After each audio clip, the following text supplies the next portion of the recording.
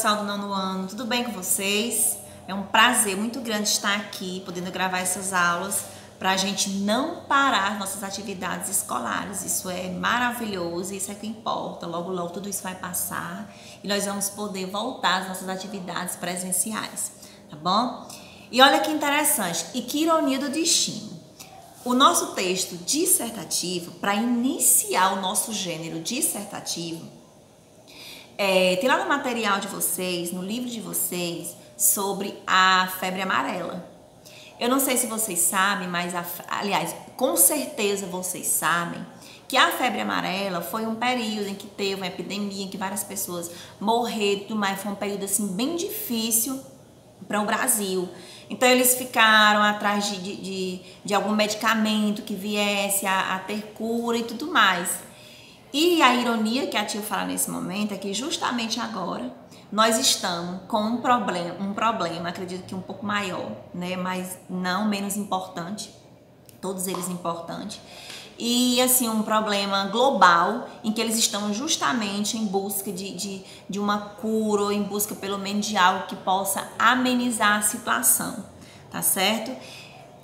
O nosso texto dissertativo utilizou um texto que é do conhecimento de muitas pessoas, de muita gente, inclusive de vocês, tá bom? Então vamos lá. Dissertativo argumentativo. O dissertativo argumentativo, ele tem uma estrutura que não pode, de forma alguma, deixar de lado. A primeira coisa que eu peço a vocês é que eu sempre falo, não justifica aluno de tal série iniciar um texto sem parágrafo. Tá bom, meu povo? Não justifica. Principalmente aluno de nono ano. Aluno de nono ano, entende-se que ele já tem um conhecimento um pouco maior. Então, ele já sabe que alguns textos eu não inicio com parágrafo, como por exemplo um poema, mas que um texto desse aqui, desta importância, todos os textos são importantes, tá bom? Mas esse aqui eu preciso, é uma das características dos textos, de início de qualquer coisa, iniciar com um parágrafo, minha gente. E ele precisa ter, no mínimo, 3 parágrafos. Não esqueçam disso jamais na vida de vocês. 3 parágrafos. Ah, mas eu consegui introduzir, desenvolver e concluir o meu texto e só fez 2 parágrafos. Tudo bem, então alguma coisa aconteceu de errado. Talvez você colocou o desenvolvimento lá no meio da introdução, alguma coisa assim, colocou ponto de continuação, que às vezes isso acontece. Só que para a estrutura do texto vai estar errada, esteticamente ele está errado. Tá bom, pessoal? Então tem que ter cuidado com esses detalhes do texto. Seguir direitinho a estética, as linhas do caderno de vocês, iniciar com parágrafo, e são parágrafos alinhados. Eu preciso colocar uma linha no meu caderno para eu saber se está alinhado. Não há necessidade. Veja, crie uma forma de medir esses parágrafos para que você não se perca. E quando chegar no final da linha, veja se não dá para colocar mais sílaba nenhuma. Se não der, eu coloco lá o meu tracinho e continuo na linha seguinte. Mas precisa ter uma estética, precisa ser um texto bonito, um texto apresentável, tá bom? Então vamos lá.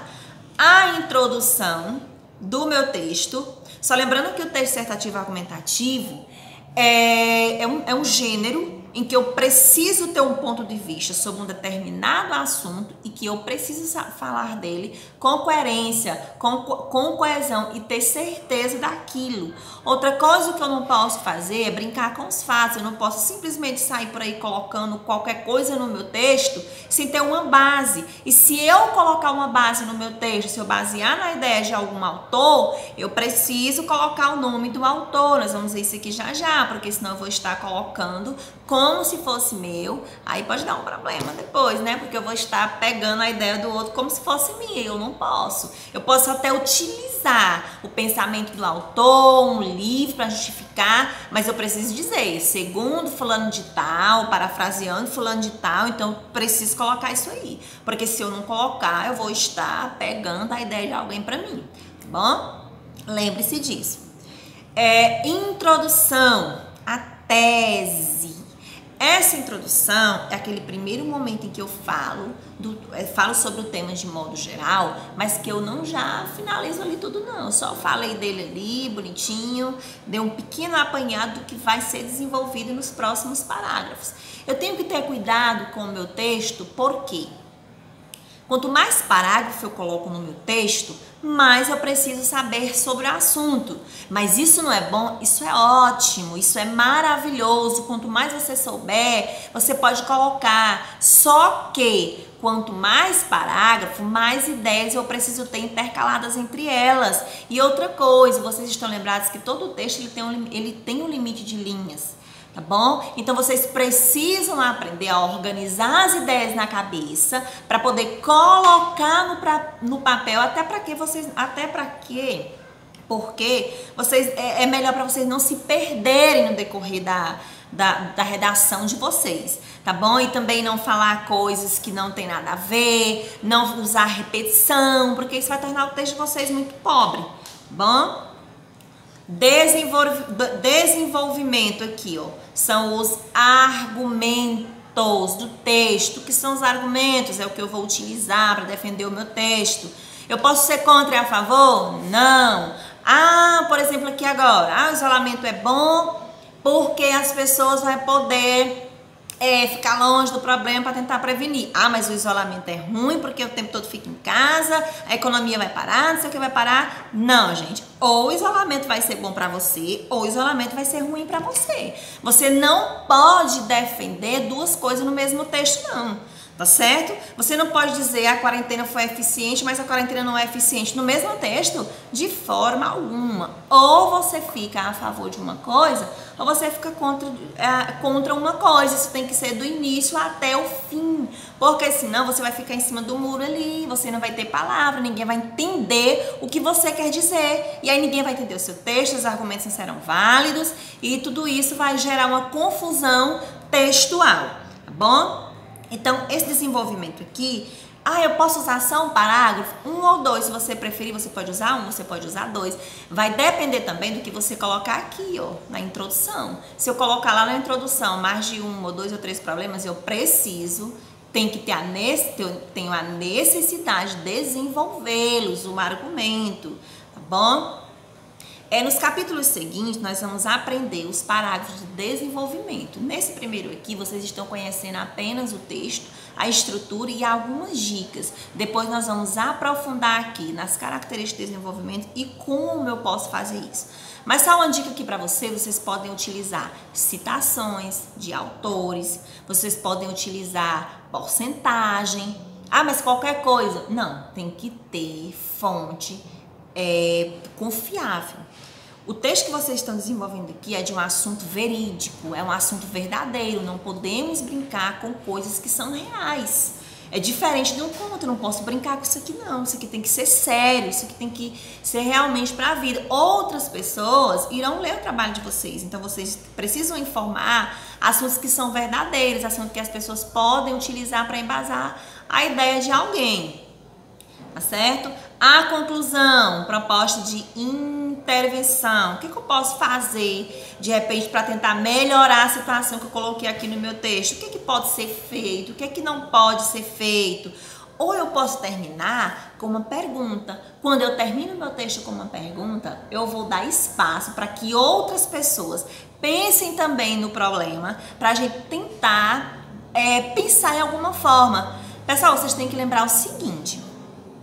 Nesse tipo de texto aqui, por mais que seja um problema gigantesco que vocês vão produzir, digamos que seja um problema gigantesco, você não pode resolver sozinho, então não tome o problema como seu. Quando você estiver redigindo o seu texto, você não pode sair por aí colocando eu poderia fazer isso, eu poderia fazer... Não, eu não. Nosso texto é em terceira pessoa. Vocês não podem fazer nada sozinho, por isso que tem que ser em terceira, a quantidade de gente que precisa resolver esse problema. Geralmente são os governantes, são o pessoal que trabalha com saúde, dependendo do tema, ou relacionado à educação, vai depender do tema que você vai trabalhar, tá certo?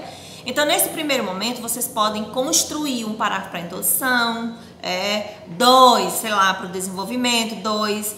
E na conclusão vocês podem finalizar também com 1 ou com 2. Só o cuidado, outra coisa que precisa ter é o cuidado para não colocar parágrafo incoerente. O que é parágrafo incoerente? De repente, o primeiro eu coloco 2 linhas e o segundo eu coloco 10. Então, o meu parágrafo ele fica assim um pouco incoerente. Eu tenho que saber colocar até isso aí no texto, tá bom? Não ir contra o que eu pensei, tá? Eu tenho que seguir firme com as minhas ideias até o final e saber colocar a coerência, a coesão, intercalar as ideias, os parágrafos, tá bom? Vamos lá. Para isso, eu coloquei aqui algumas dicas para esse primeiro momento, para vocês poderem se organizando. Criar um título mediante proposta apresentada. É obrigatório? Não. Não é obrigatório. Mas quando eu crio um título para o meu texto, eu consigo desenvolver com mais qualidade, porque eu selecionei as minhas ideias. Se eu conseguir selecionar um título a partir de um tema abrangente, ali eu já estou conseguindo desenvolver o meu texto. É muito melhor você criar um título para você já ir direto naquilo ali do que você levar um tema todo nas costas, fica um pouco pesado, tá bom? Mas não é obrigatório, minha gente, o título fica a critério, só que eu aconselho vocês a criarem um título toda vez que forem produzir uma redação, tá bom? Linguagem formal. Isso aqui eu não posso pensar em 2 tipos de linguagem, não sei o que, mista, informal, posso colocar a formalidade no meu texto. Não, aqui é linguagem formal, dissertativa, argumentativa, não aceita a linguagem informal, tá bom? É a formal, é a padrão, tá bom, meu povo? Impessoalidade, o que é essa impessoalidade? Eu não tenho nenhum vínculo com o texto, com o assunto? Não. A impessoalidade é você não ter lado, você não vai ter lado. Por mais que você defenda que a opinião seja sua, você não vai pegar para você, você não vai ter lado de forma alguma. Você vai criar o seu texto, mas sem ter aquela coisa.